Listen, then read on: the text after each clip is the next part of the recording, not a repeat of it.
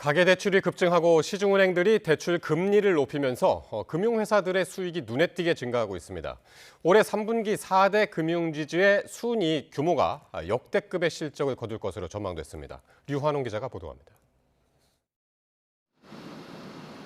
지난달 초부터 은행들이 가계대출 제한을 위해 대출 금리를 인상했지만 대출이 줄기는커녕 은행들의 예대 마진만 커지고 있습니다.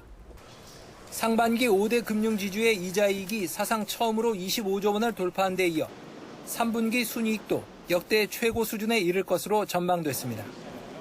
최근 한 조사에 따르면 KB금융과 신한금융이 각각 1년 전보다 12.8%, 13.6% 증가해 역대 최고치를 경신하고 하나금융은 5.1% 증가하고 우리금융은 6% 감소할 것으로 예측됐습니다. 정부가 갑작스레 2단계 스트레스 DSR 도입을 7월에서 9월로 2달 연기하면서 대출 막차 수요가 쏟아지자 금융당국이 은행권을 상대로 대출 옥죄기에 들어갔지만 결과는 딴판이었습니다.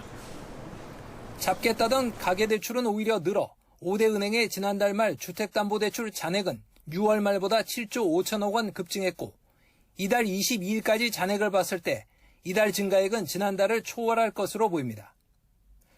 금융당국이 대출을 옥죄도록 하자 은행들이 대출이자를 잇따라 인상하면서 오히려 예대 마진과 순이익만 증가시켜준 셈이 됐습니다.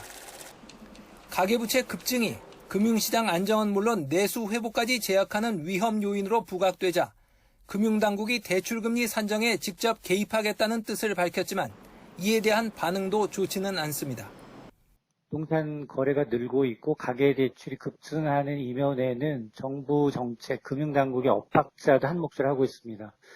이에 대한 이제 이 불만이 제기되자 이복현 금감원장은 향후에 이제 은행권의 이제 금리 산정에 더욱더 개입을 더 세게 하겠다라고 얘기를 하고 있는데요. 그러나 이런 이제 금융당국의 이제 이 시장 개입은 오히려 또 다른 부작용을 불러일으킬 뿐만이 아니라 관치금융의 논란이 재현될 수 있습니다.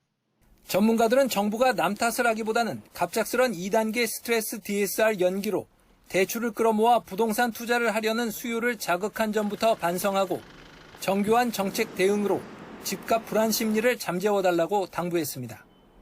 YTN 유환웅입니다.